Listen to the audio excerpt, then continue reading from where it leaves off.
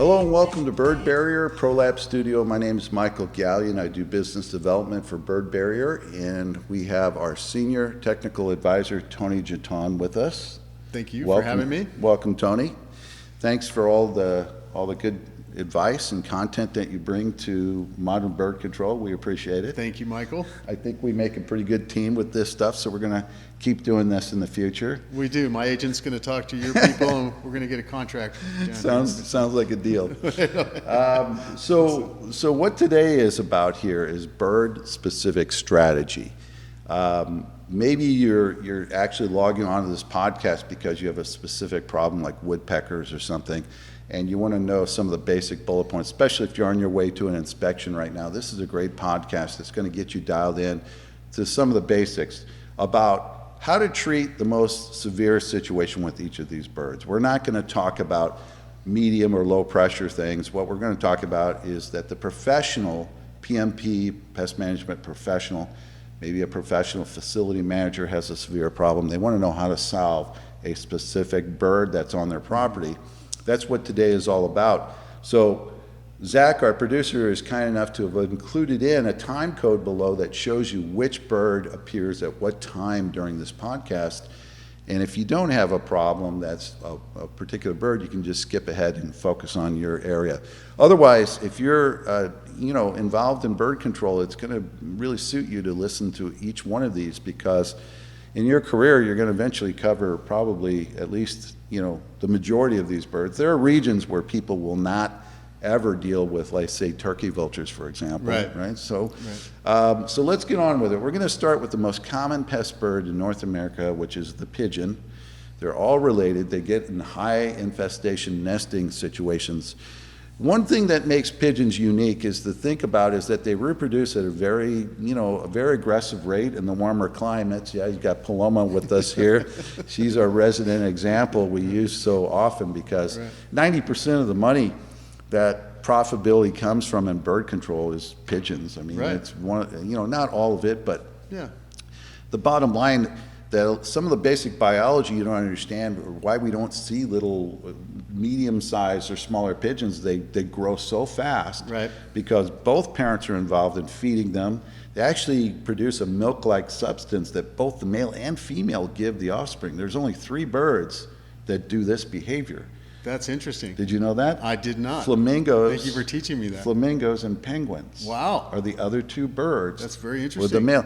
Well, why that matters is that these birds reproduce and they grow fast, and both parents being involved in gathering food, producing this milk-like substance, produce a lot more droppings. Wow. This is where all this comes from. See, my studies. I have an interesting fact I've taught for you Tony too. something today.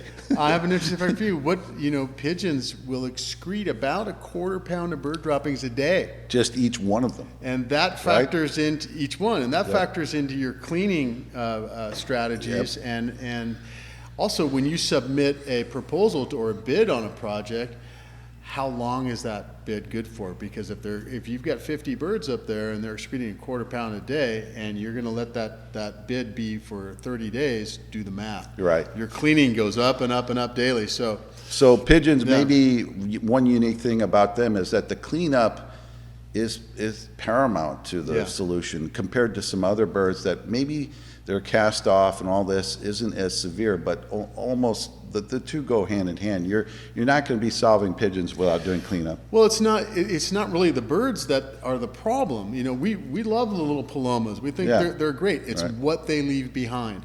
That is the issue. That's where the damages come from. That's where the diseases come from. Right. And that's the main issue. And pigeons can breed year round. So if you've got 3 or 4 pigeons that have made a home on your rooftop, it's a good idea to not drag your feet and get it done quickly, because that 3 or 4 birds can be 30 or 40 birds in no time. Right. Okay, so now let's talk about deterrents. Yeah. One of my favorites is optical gel. We see great results with optical gel in pigeons. Yeah. Very effective. Yeah. Bird spikes, as long as they're not nesting, and in this situation we're talking about high pressure, so you would never want to use spikes in that situation with high pressure. Correct. Now there will be medium pressure areas of a high pressure situation. Right. Perhaps spikes might work in parts of the solution. Yeah. Shock track, Right. bird slide, Coil. bird coil, bird wire, right? But again, the difference is we're talking about heavy infestation. So for nesting birds, what are the deterrents that should be used? Well, here's one thing you want to think about. So exclusion is always the best if it checks off your boxes. Now every structure is different. If we're at the Ritz-Carlton and this is in the front of the Ritz-Carlton where the aesthetics box that needs to be checked off is paramount, Yep. you might not be able to do netting. Right? Okay, but you might netting not be able to do exclusion. netting is one of them, is what you're Right. saying. Exclusion netting, Exclusion netting. PVC mesh with solar panels. Black PVC hardware. Right. Yeah. Yeah. But this all goes to just the exclusion part of it. Okay. Putting up something that the bird cannot get Right. through, Okay. right? Taking them out of that protective area, which is what they look for.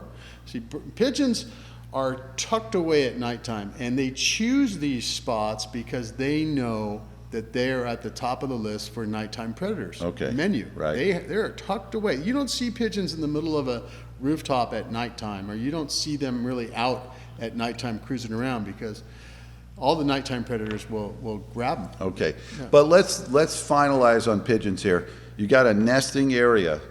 What deterrents do you use just on that isolated nesting? What are the limitations of what ones should we use only? Okay, we can't answer that question unless we find out what structure and what the surrounding circumstances are. So if I can use an exclusion, I'm going to. Okay, so netting PVC, but would If you I use can't, shock? if it's on a ledge, Yep. if it's on an L-shaped ledge, Right. we can use bird slide. Okay, All right, it's Right. the only ledge product so you bird can slide. use. how in a about heavy shock track? pressure. Would you use shock track on the nesting? I would only use shock track if I've already trapped the birds and removed them, and I couldn't use exclusion there as a preventative thing for future birds. I would use flex track because the only birds that are going to go there are going to be the new guy, and the new guy's Okay. not going to fight flex And you track. mentioned trapping, so trapping's Right. another one that's Right. good for pigeons. All right, let's move on to the next Yeah. bird now. We're going to go to gulls. And one disclaimer that we should mention with these birds, we started with pigeons, Yeah. non-native, not protected. You can Right. remove eggs, you can trap, no problem. Right. But remember, on birds like gulls and all these other birds, we'll let you know they are protected. Gulls are protected. You Right. can't remove their eggs, you can't remove their nest if they're active. You have to let their nest become dormant. So let's Right. talk about gulls. Right. Let's not get too detailed with this. We'll just Right. talk about nesting gulls. Oh. They're on a rooftop. They're creating a problem. What is unique about gulls that we need to consider first in their Right. biology? Well, gulls are a big winged bird, so you can use things that that are going to be effective with them that are not going to be really effective with a smaller winged bird like a sparrow or a pigeon. I'm specifically talking about you can use a 4-inch net when you're dealing with gulls for exclusion. You can use daddy longlegs on a rooftop when you're dealing with gulls. Yep. But these are not going to be effective with a small bird, right? A small bird's not Right. going to be affected by any of that. But high pressure, Yeah. those are the ones. What about grid wire? Does that work for the high pressure? Yeah, grid wire is a great device to use on big rooftops, and we typically use this in areas that are snow regions. And the reason is it's going to create an exclusivity barrier over the top of the roof that a maintenance guy can walk in underneath, but a bird can't penetrate. A big winged bird like a gull cannot penetrate it. What about eagle eye for nesting gulls on a roof like that? Not really. I wouldn't recommend eagle eye. Gotta solve for the that. nesting first. If you have a brand new building and you want to protect it from having resident birds, I would say if it's brand new, put the eagle eyes up. One thing that I think is really cool about gulls, like when we think about pigeons and nesting, they always have overhead protection. Right. The gull is the opposite. That's right. The gull is an interesting creature, and a little bit of biology about this bird is that they'll build flat nests on the roof and they'll be spotted all over. You'll have multiple nests right in the wide open. And gulls are unique in one part of their behavior in that they nest in the wide open. That way they're able to see predators. But one thing that makes them different about like the raptor birds is that gulls will group together Sure. to defend the entire rooftop as a whole. Oh, yeah. Where predators like, falcons and hawks, they're kind of on their own. Yeah. And you'll see sometimes ravens will also team up. Right. Multiple ravens will be going after a hawk, right? Right. So with gulls, they become very aggressive. That's another thing. I had a guy on a roof make the mistake of putting eggs in his pockets, removed eggs, and he was under attack. He was on a bosun chair down in San Diego. Oh, no.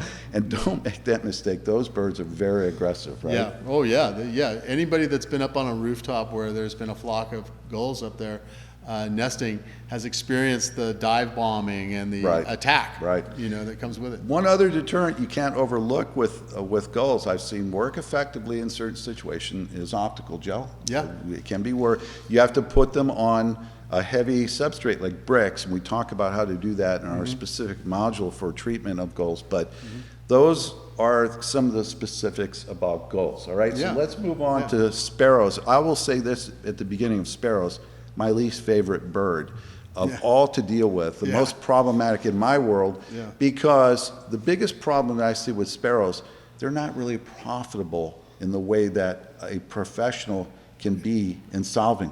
They take They're a lot of so time. labor intensive. Yeah. So sparrows. Yeah, so sparrows is sparrows outside a little bit easier to deal with than sparrows inside. Sparrows have the reputation for being one of the cleverest little birds out there. Especially they know when you're coming after them. So a lot of times when they're on the inside of a store, we have to use things like mist nets, or we use our sparrow trap door, which is very effective trap that we have with an audio lure. Right. But boy, if you're being audited and you're like a food processing place, and they come in and they see one sparrow, everything stops until you get that bird. And when that bird knows you're coming after him, they go and hide in corners and get behind boxes, and they're very difficult. Well, the one thing about sparrows that make them unique is that they're cavity dwellers more. So first of all, we go to the exterior of homes. Very common for them to get into the open end caps of Spanish tile roofs, and they get up into that cavity. Yeah. So most of the time when we're dealing with sparrows, and why we won't always use optical gel for sparrows, is that they're up in a cavity, and that cavity needs to be cleaned out and excluded with either hardware cloth, PVC mesh, some kind of exclusion to cap off the cavities. But when they get inside a facility, another culprit is the linings up in the insulation in the roof areas. They love to burrow in and form cavities, and it becomes a nebulous possibility, thousands of potential areas where they could nest. And, and there might be only 4 or 5 of them, but they're so hard to capture because they go hand in hand with open dock doors. Yes. Right? And they can fit into any little opening on the roof. A lot of ceiling areas have windows that open. Yep. There's exhaust fans, depending on how old the building is. And those guys will find a way in. All they need is a 2-inch by 2-inch square area. There you go. And they're in there. Yeah. And they're very clever. They know when you're coming after them. I had a guy tell me that we would show up for our weekly service, and they'd see the truck, and they identified them and they would just by the truck, and they would go and hide. They're very adaptive. Now I'll finish on this one. Is that what we're talking about?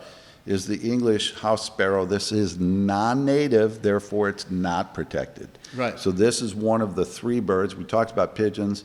Sparrows are the other, and then the other we're going to talk about is starlings. That also is an invasive species. Starlings are invasive. They're not protected. You can remove their nest or eggs. They're very aggressive. They're known to go into other bird species' nest and kick them out, overtake the nest of other birds. We've seen them living in woodpecker holes. We see them living in attic spaces and everything. Yeah. Their bigger scale problems are with agriculture. You see the murmurations. These are the big clouds of birds. Those are starlings. And they really create a lot of problems here in California with agriculture. Yeah. But Tony, high pressure starlings, what do we do? Right, same thing. You know, it's very similar to sparrows. You know, we always want to use exclusion when we can, right? We have alternatives to exclusion in when the scenarios call for it. I like to say, you know, we have to. One of the reasons why we want you to send us photos is we're looking at what the structure is giving us to work with, right? Right. So we'll see where the birds have chosen.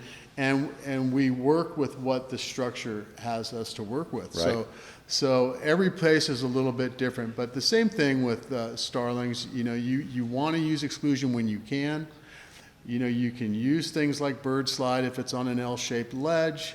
We can use our hardware cloth, which is another form of exclusion if they're in vents or in the cavities created by corrugated rooftops or an arc in a Spanish tile.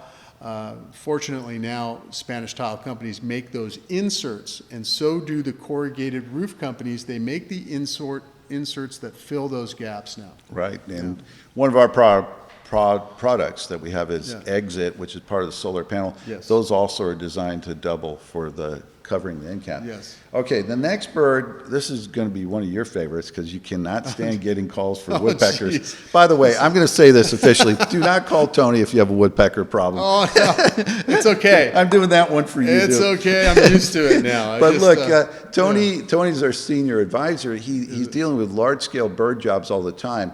We have a lot of customer care people. We're all trained. Woodpeckers are actually pretty simple. I'm going to take this one for you, too. I'm going to explain woodpeckers. Look, woodpeckers do two things most commonly that create problems. They either cause the damaging holes to a structure where they nest, okay, or they are nesting nearby and they do drumming behavior. Drumming behavior is where they're making a lot of noise to attract a mate during mating seasons. For woodpeckers, I have to just keep it simple and say optical gel along with the intimidator is a great combination. Remember we talked about multisensory? Yeah. Right? So we got a combination of two different visual methods, right? We have the bright direct flash, which is for open airspace, similar to eagle eye. Right. And that is a different kind of sensory visually than the trigger of the visual of optical gel plus the smell in optical gel and the stickiness will uproot woodpecker out of their nesting and will also knock down drumming behavior.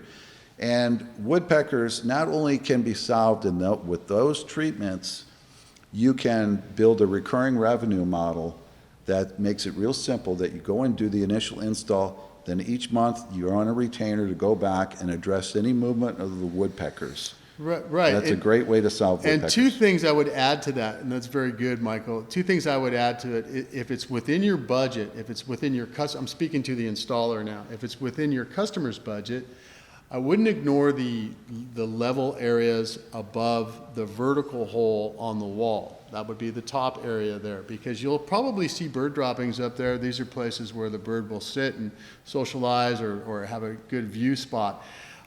Take that away as well. Don't give them that spot up there, and you'll find that that's going to be helpful. What was the other thing I was going to say about woodpeckers? Something about their behavior or biology about nesting or anything? I know they're cyclical. In other words, we see either one or two nesting periods throughout the year. Yeah. Oh, another thing. You always have a last ditch effort with woodpeckers. If your customer, let's say, Mrs. Johnson, and she's, on a budget, and this bird is doing a lot of damage to this house, and she can't afford you, basically, you can go to local Fish and Game and you can get a permit to have that bird removed. Good point, and that brings us to the one thing: they are very protected. Yeah. You don't want to, if they're nesting, like I talked about treatment of the hole, you have to let that nest become dormant. You don't just go in there, fish out eggs and stuff out of a hole in a structure. You get in big trouble. I hear stories all the time, people using their pellet guns on these. I know. You don't want to do that. If you've got a license and a permit, you can be in big trouble. Oh my gosh, don't do that. That's a big point in all these birds. If they're protected, You know, if you have any questions, call us. Let us know. You don't want to make any mistakes like that. Yeah. Okay, let's go next to another real pain. One of my least favorites. Just barely. I hate them a little less than the sparrows, which are grackles. For the Grackles, same yeah. reason why I hate sparrows, they're hard Yeah. to make money on. Yeah. And I hate to say it that way, but look, people are tuning in. They want to know how to make money doing bird control. We want to solve every problem we can for customers, but sometimes grackles are going to cost you more money to solve than to just pass on it. So what can we do for grackles? Because they don't really nest on the structure like we see In with trees a lot. starlings, and they're off-site usually in the nice landscaping around a food restaurant sort of plaza. And they, especially Texas, Arizona, we see these birds that drive people they crazy. migrate too. They migrate, Yeah. okay. There's seasons for them, but what do we do for grackles? What's your recommendation? Well, they're kind of in the same category as starlings. You know, we can always treat the area where they make contact, right? Whether it's a tree, we can use tree shock. Whether it's a ledge or on a ridge, on a roof, we can treat these areas, and they're all going to work.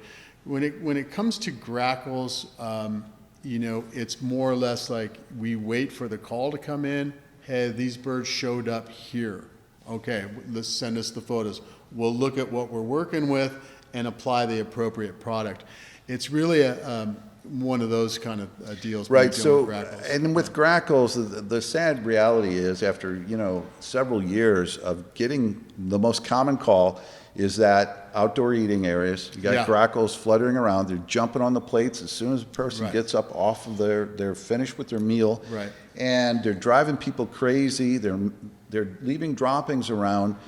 One of the biggest things that I see is that no matter what you do, you're not Yeah. going to completely solve that problem, because Right. this gets into the thing that I talked about in a previous episode of the open sky, trying to treat the open sky.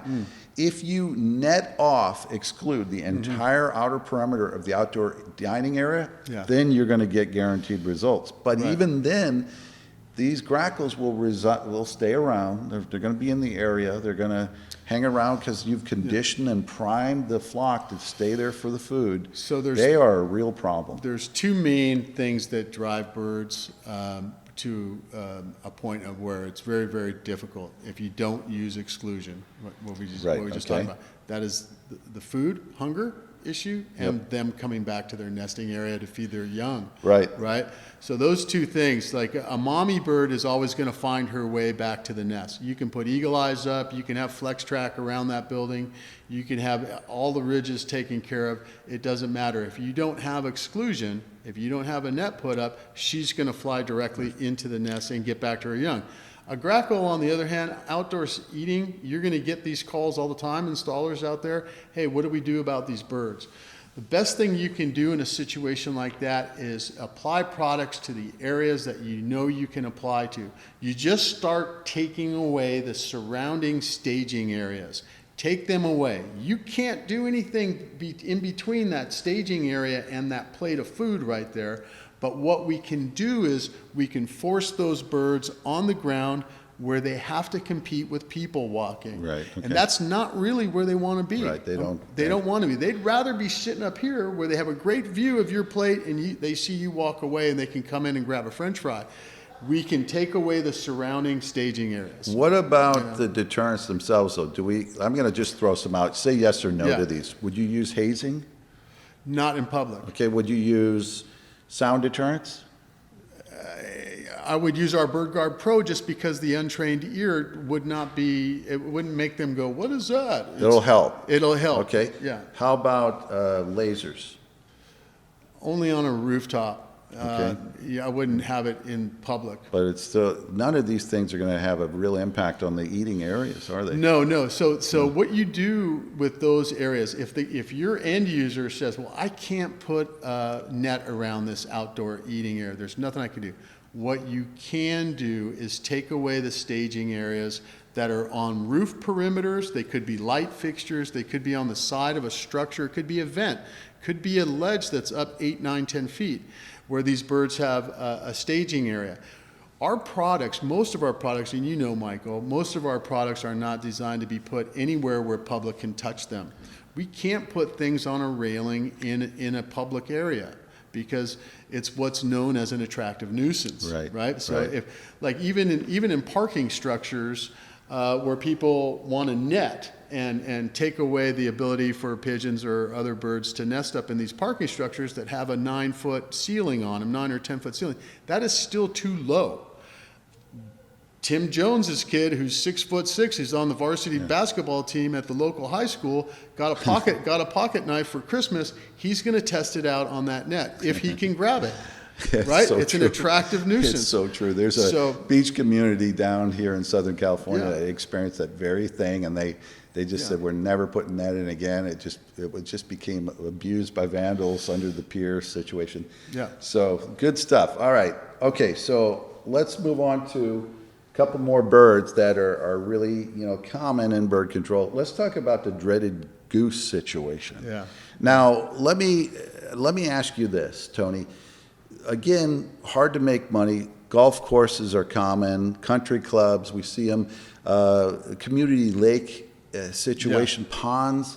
Right. They're a waterfowl sort of situation.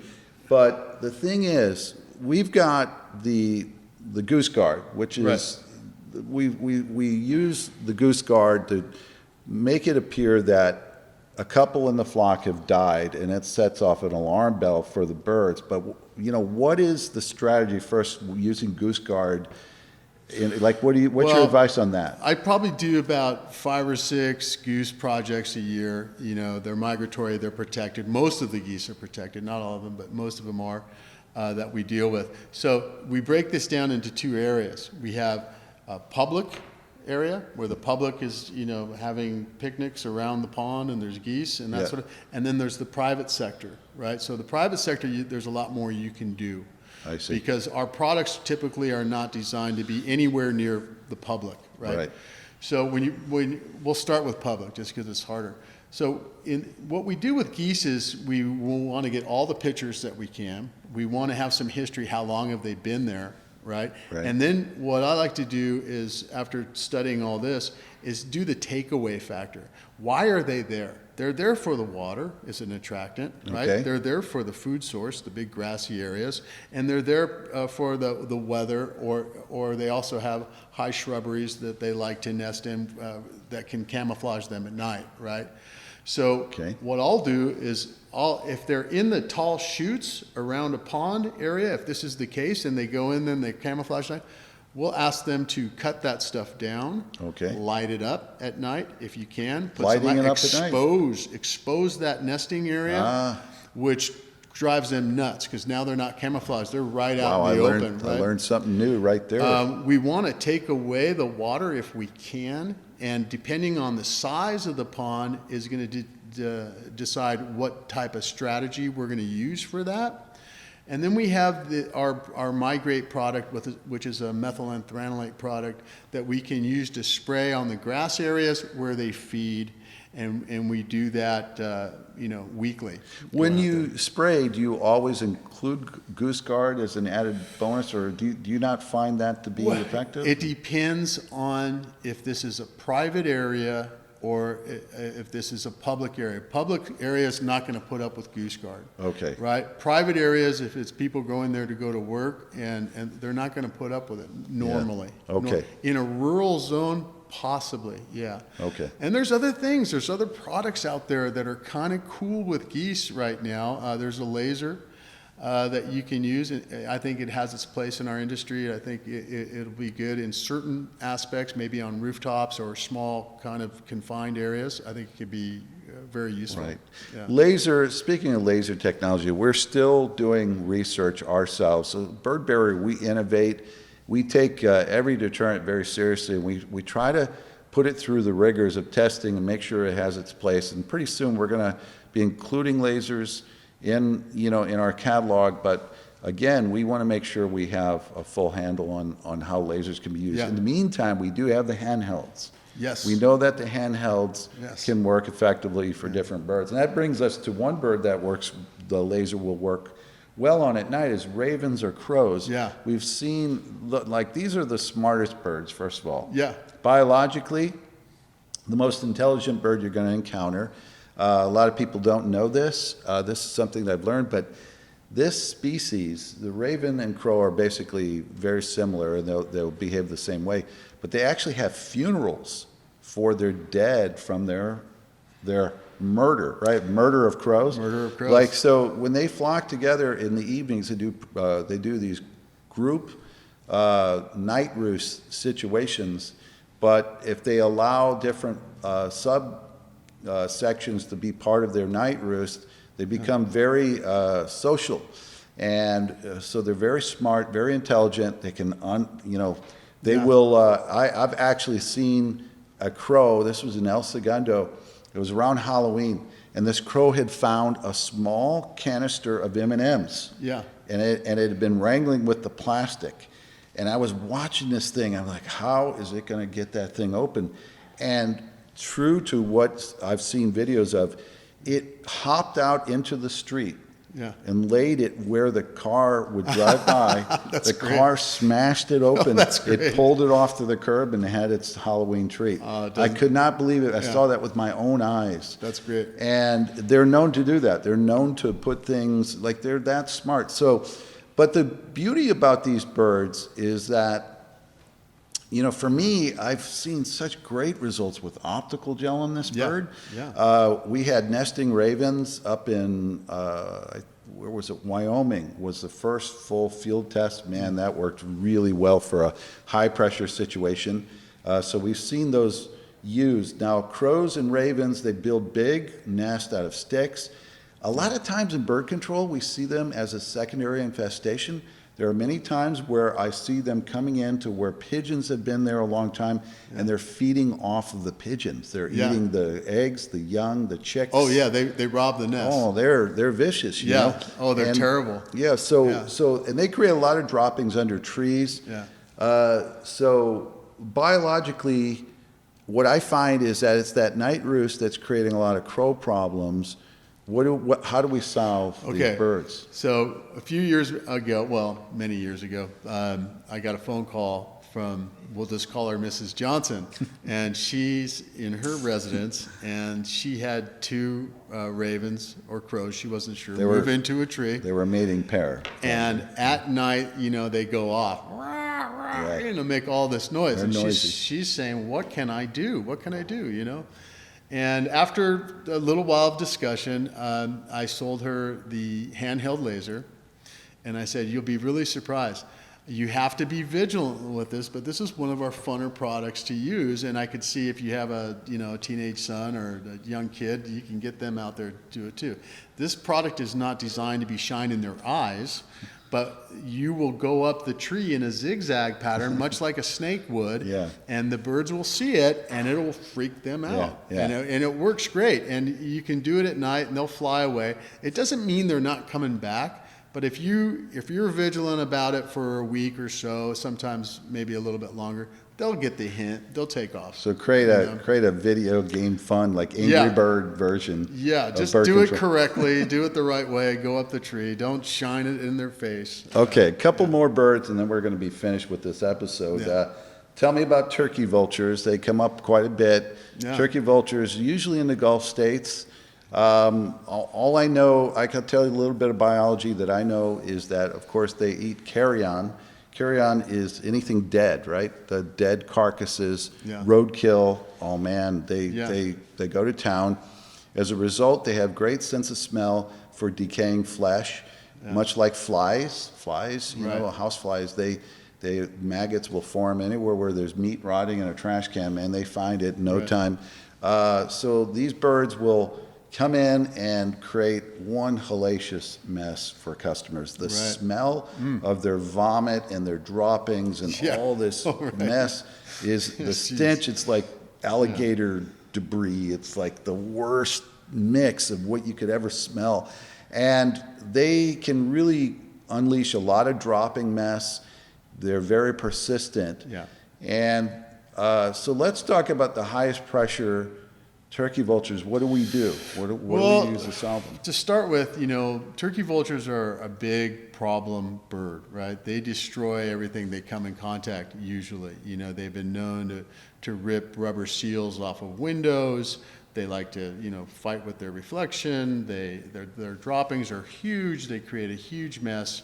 Their talons are big and gnarly, so they're going to scratch anything they come in contact with. They get on your car, that sort of thing. So, we have turkey vultures. People call me about them. Everything from huge radio towers, three-legged triangular-shaped radio towers are all landing up in there, and there's a huge mess down below. To rooftops, rubber roofs. They love to shred those and tear them up as well. To people's ridges on their homes. So one of the products that works really well, let's say on a ridge at somebody's home, would be FlexTrack, the electrical shock. Okay, FlexTrack works great. Now there's always a caveat to this, right?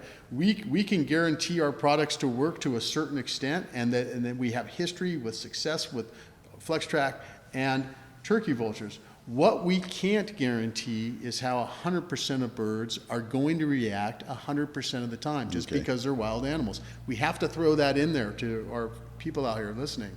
There's always a caveat, right? There's always one.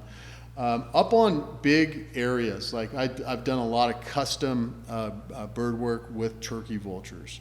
Luxury condominiums where they're out on these high rises in Florida, and they sit on these railings.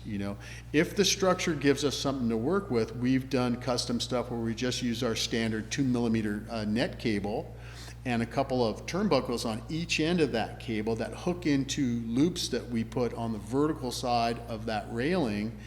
We've created like bird wire turbo on I just recently learned about that, and then I've seen a couple jobs on steroids is the word I'm looking for. Yeah, because they're such and it will work. Those are vicious birds; they cannot break that. And you can take it down. Now, what about tower guard? We didn't. Yeah, tower guard is a great thing. Industrial, Gordon Sabine, one of the genius guys in our industry, in my opinion. Yeah. The inventor of the tower guard did a phenomenal job. I think, in any industrial area where you have issues, those radio towers or big industrial power plants and that sort of thing, any of those areas, great. The tower guard is something that you will see. Right. You can see it. Yeah. You'll see it from 100 feet away. Well, we've seen it used on balconies and like business centers where they have these external railing situations, and they don't mind the tower guard versus the mess that these birds make, and it's proven very effective. So, okay, we have one more bird. We have one more bird to cover for this episode, and this is the one that creates the biggest fine potential if you mess with their nest, and that would be swallows. Cliff swallows, barn swallows, both fall into this category that they build their nest out of mud pellets that they kind of create. They're migratory birds. Especially the cliff swallows, they come from South America. Every spring they arrive here. They go back for spring down there. They repeat this process. Yeah. They time their arrival with the most abundant time for insect production for the springtime. Then they have their offspring in those mud nests. Then once the birds fledge, the entire group as a whole will fly all the way back down to South America and repeat the process. The mud nest you cannot tamper with. Not only can you not tamper with them, even if they go dormant in July, you can face fines for removing them. Yeah. You have to wait till October each year, and then you have until the point where they have completed a mud nest at the new site. That's your window of opportunity to solve it. So first of all, very protected bird. Don't remove the nest unless you're in the proper time. Right. You generally will never get a permit. It's really hard to get a permit, predation permit to be able to work with active.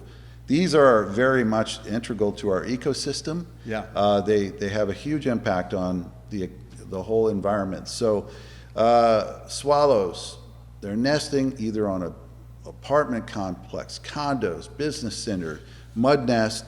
We've waited till, Well, wait, maybe we haven't waited. Let's say there's a full infestation going on. What's your first line of action to talk to the customer? What do we tell them? Well, here's interesting facts about swallows, right? Swallows cannot build a nest on something that they cannot grip, right? So they're always going to build a nest on something that's rough, like a stucco, a wood. You never see a swallow nest on a glass window. Or a steel, right? Like an exterior acrylic. It's got to be something that they can grip and the mud's going to stick to. So depending on your situation, like this is another thing that swallows need. They want to be in the shade. Yeah, they can't have direct sunlight. In the shade, they're tucked up underneath eaves a lot of time, and they need that surface where their mud's going to stick and they can hang on to, and they need to be protected from the elements like rain. Okay. So those are the three things that they're looking for. Well, let me mention one more thing about their biology, because you mentioned the shade, and I've studied this. Part of my training is through Cornell, their ornithology program that is available. It's a great resource, first of all. But one thing that I learned about these birds is the reason they want to tuck up under the shade is that they really temperature control the internal environment while they're incubating the eggs, the offspring. They will change the opening size of their entrance and exit from that mud chamber to control the temperature. They'll close it up to hold in more heat. If it gets too hot, they'll open that opening up to make it more ventilated. But ultimately, if the direct sunlight goes across this mud cavity nesting, it'll crack. It'll expand, it'll crack, and it causes cracking. Therefore, really understanding that these birds are trying to be in the shade is important, because sometimes people will think, well, I'll just get rid of the nest where they are. They'll just push them further below, but still in the shade. Dude, you got to remember, get these things so they cannot get into the shaded area. Is really important. That's very interesting. And I'm going to speak a little bit about products that we use. Yeah. So how do we solve? Well, here's one of the things as an installer, when you get on site, you need to ask these questions. You need to ask, how long have you had this bird problem? Right. How long? Right. You're going to be able to see the aesthetics of this structure. Right. So there's going to be certain products we want to lean more towards if aesthetics is a big deal, like FlexTrack. FlexTrack is only 1.25 inches wide, and we can take away that 90-degree angle created by the vertical wall in the ceiling area or the overhang where they prefer to be. It's still amazing to me that product is so effective, but it works great in a very high aesthetics. You've seen. Now, when you amazing. say, but do you put it on the roof surface? Put it on the vertical wall. The vertical and I make wall. It touch the actual overhang that sticks out, so creating you're the right 90. up against the ceiling. Yeah. And then they will not build up there. They will not. I've seen it. It's very effective. Wow. Now there's always this caveat. The farther that the overhang sticks out, 2, 3, 4 feet, the more shade it brings down here on the vertical wall. Low, right. So this goes to when you're asking how long these birds. If the birds have been coming here for 5 or more years, I might not use FlexTrack for this.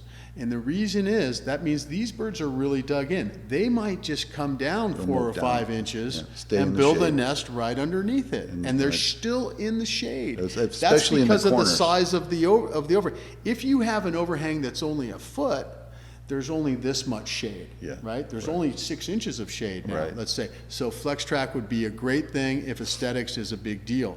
If not, we can also use netting. We can come down in a 45-degree angle with netting. We can use bird slide, which is a hard plastic surface that the birds can't grip. So we have options when it comes to swallows. We just look at the structure, work with the structure, and we also want to know how long the birds have been there, which lets us know how embedded they are. Okay, so one other deterrent, though, that we can use is optical gel. Optical gel. Yes, sorry. No, it's good. A lot of people don't realize, but that could be part of the strategy. Yeah. The key thing here is, in terms of closing the deals, I always recommend, though, that you try to close the deal during the height of the infestation, even though you won't be able to treat it till later. Because what happens is after the fire goes down and these birds eventually leave, they're going to be less motivated. They feel like, oh, it won't be till next year. And so that, in that case, we go ahead and try to close the deal. Then if we can't close the deal right then, you at least have a strategy to address it in the fall and make sure you have a plan together. Now, we covered a lot of birds. Yeah. Now, there are more birds. We're not going to go, I hear cardinals, robins, all this stuff. Yeah. Look, the bottom line is, this is the basics about it. We see that there's specific strategy for each bird. You can contact us at Birdberry at any time. That's one of the great things. We have great resources for you. I just want to reiterate one point about this. All the birds that we talked about here, with the exception of 3, are protected. Yeah. Don't mess with their eggs. Don't interfere with their reproduction. Yeah. You'll lose your license. You'll get fines. Right. The 3 birds that, in general, that you're safe with are pigeons, sparrows, starlings. And I'd like to add to that. Yep. Every state is a little bit different. That's- so if that's you true. have a question and you can't get a hold of myself or Michael, you can always call your local Fish and Game. If you have a question regarding trapping or nest removal or egg removal, any of that stuff, you can get a hold of your local Fish and Game. Great point, Yeah. because also, like, the city of San Francisco Yeah. does not allow you to interfere with any bird, even if it's protected nationally. So check your local, regulations, right? There are things like that. If you have any ideas for new podcasts, if there's something you want to add to what you learned here today, please put it in the comments section. We're open to questions, ideas. Modern bird control is evolving because of people like you telling us what you need to learn, what you need to know. We're experts in the industry. We've spent years part of the innovation process here, but we're wide open to ideas. Yes. Right? Yes, we are. All right. Again, my name is Michael Gallion. I do business development. Tony Giton is our senior advisor. Yes. Technical advisor, right? You've got wealth of knowledge here. We're here to help. So thank you for your time, and we will see you at the next podcast. See ya.